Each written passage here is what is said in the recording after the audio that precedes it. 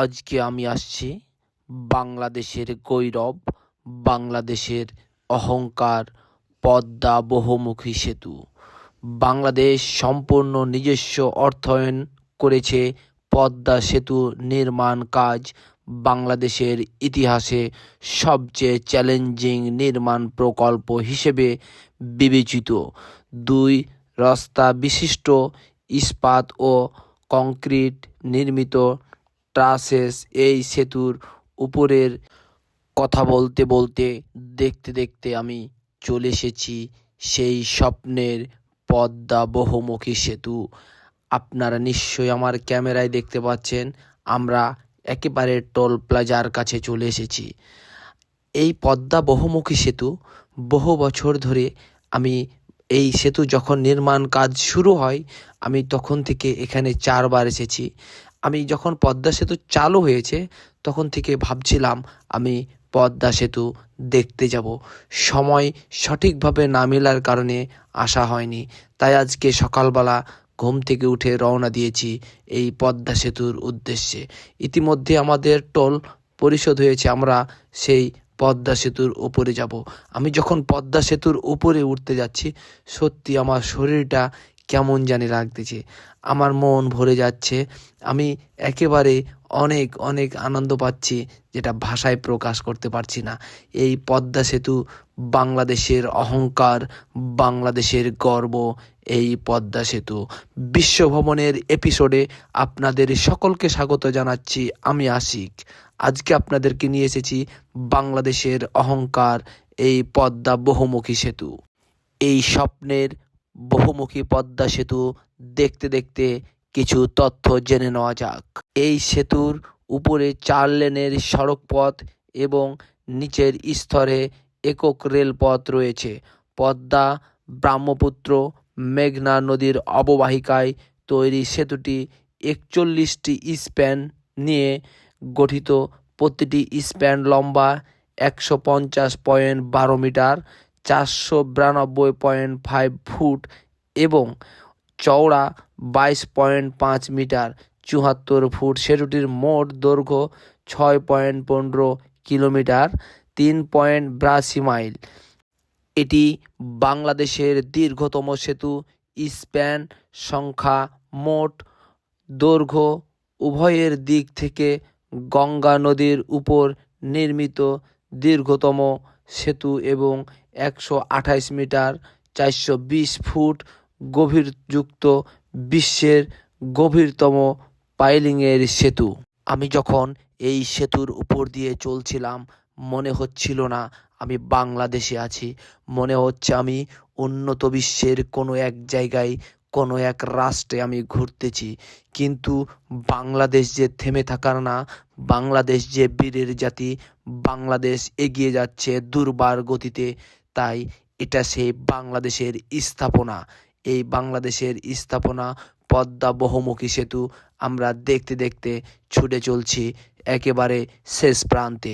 যেতে যেতে আপনাদেরকে আরও কিছু তথ্য জানিয়ে রাখি।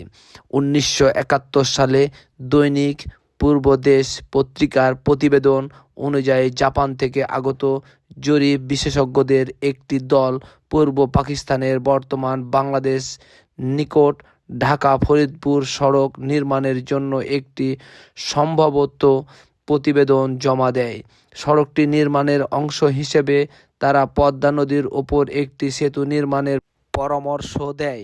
বাংলাদেশ স্বাধীনতার পর বাংলাদেশের প্রথম রাষ্ট্রপতি শেখ মুজিবুর রহমান পদ্মা নদীর ওপর সেতু নির্মাণের ঘোষণা দিলেও তার মৃত্যুর কারণে প্রকল্পটি বাস্তবায়িত হয়নি।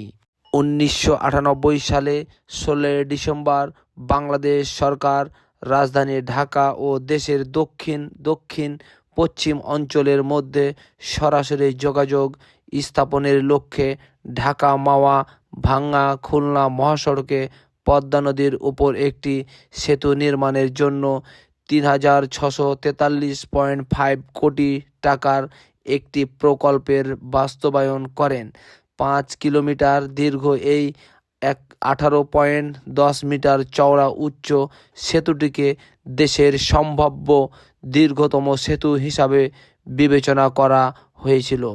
প্রস্তাবে 1999 সালে জুলাই মাসে সেতুর নির্মাণ কাজ শুরু করে 2004 সালের জুনে শেষ করার কথা জানানো হয়। নির্মাণের জন্য প্রস্তাবিত টাকা 2693.50 কোটি টাকা বিদেশি উৎস থেকে এবং 750 কোটি টাকা জাতীয় উৎস থেকে যোগান দেওয়ার পরিকল্পনা করা হয়েছিল। পরে 1999 সালে মে মাসে উক্ত সেতুর প্রকল্পের জন্য প্রাক সম্ভাব্যত যাচাই পরীক্ষা শুরু হয়। 2001 সালে 4 জুলাই মাওয়া জাজিরা প্রান্তে সেতুর ভিত্তিপ্রস্তর স্থাপন করেন তৎকালীন প্রধানমন্ত্রী শেখ হাসিনা।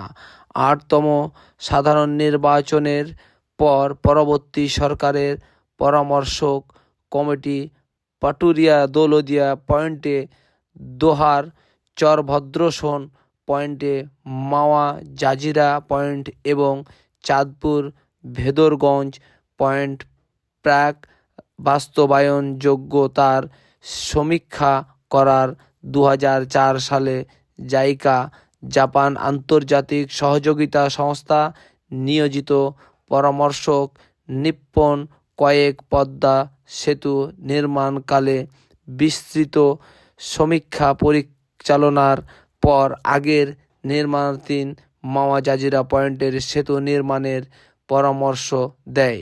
2006-07 বার্ষিক উন্নয়ন কর্মসূচিতে তৎকালীন বাংলাদেশ সরকার পদ্মা বহুমুখী সেতু নির্মাণের পরিকল্পনা গ্রহণ করেন। তত্ত্বাবধায়ক সরকার এই সেতু নির্মাণের জন্য এশিয়া উন্নয়ন ব্যাংকের সহায়তা পাবার জন্য আলোচনা শুরু করে। সম্ভবত যাচাইয়ের পর 2007 সালের 20 আগস্ট তৎকালীন তত্ত্বাবধায়ক সরকার একনেকের বৈঠকে 10,161 কোটি টাকায় পদ্মা সেতু প্রকল্পের অনুমোদন দেয়। তখন 2015 সালের মধ্যে সেতুটি নির্মাণের লক্ষ্য নির্ধারণ করা হয়। এই জন্য সেই বছর পদ্মা সেতু বিশদ নকশা প্রণয়নের দরপত্র আহ্বান করা হয়। 2008 সালে সাধারণ নির্বাচনের আগে বাংলাদেশ আওয়ামী লীগ তার নির্বাচনী ইশতেহারে পদ্মা সেতু নির্মাণের প্রতিশ্রুতি দেন। নির্বাচনে জয়ী হয়ে আওয়ামী লীগ সরকার প্রকল্প বাস্তবায়নের উদ্যোগ নেয়। তখন 2011 সালের মধ্যে পদ্মা সেতু নির্মাণ কাজ শুরু করার কথা জানানো হয়। এই জন্যে 2009 সালে নকশা প্রণয়নের জন্য পরামর্শক প্রতিষ্ঠান নিয়োগ করা হয় ও ভূমি অধিগ্রহণ কাজ শুরু হয়। সেতু নির্মাণে বিশ্বব্যাংক, এশিয়া উন্নয়ন ব্যাংক, জাইকা ও ইসলামিক উন্নয়ন ব্যাংক অর্থ যোগান দেওয়ার প্রতিশ্রুতি দেয়। 2009 সালে 28 এপ্রিল বিশ্বব্যাংকের সাথে বাংলাদেশ ঋণ চুক্তি স্বাক্ষর করেন। আমি যখন পদ্মা সেতুর ওপর দিয়ে চলতেছি, সত্যি দেখুন নদীর দুই পারে যে বালিচর, এই বালিচরগুলোর পাশে কাশবন, কি অসাধারণ, অনেক সুন্দর জায়গা। অবশ্যই আপনারা সময় পেলে একবার ঘুরে যাবেন এই পদ্মা সেতু। এটা স্বপ্নের পদ্মা সেতু, এটা বাংলাদেশের অহংকার, এটা বাংলাদেশের গর্ব। এই পদ্মা সেতু নিশ্চয়ই আপনার দেশের এই সম্পদ একবার হলেও দেখে যাবেন, মন ভরে যাবে, প্রাণ ভরে যাবে। এই সেতুর উপর দিয়ে আপনি যখন ছুটে চলবেন, মনে হবে আপনি উন্নত বিশ্বের কোনো এক জায়গায় অবস্থান করছেন। ইউরোপ, আমেরিকার মতো এই রাস্তার ব্যবস্থাগুলো, এটা দেখে সত্যি আপনাকে অনেক ভালো লাগবে। আমরা একটু একটু করে এগিয়ে চলছি সেই সেতুর উপর দিয়ে, সেই স্বপ্নের পদ্মা সেতুর উপর দিয়ে। বাংলাদেশের সেতু কর্তৃপক্ষ বাসেক 2010 সালের এপ্রিলে পদ্মা সেতুর মূল অবকাঠামো নির্মাণের প্রকল্পের জন্য প্রাক যোগ্যতা দরপত্র আহ্বান করে।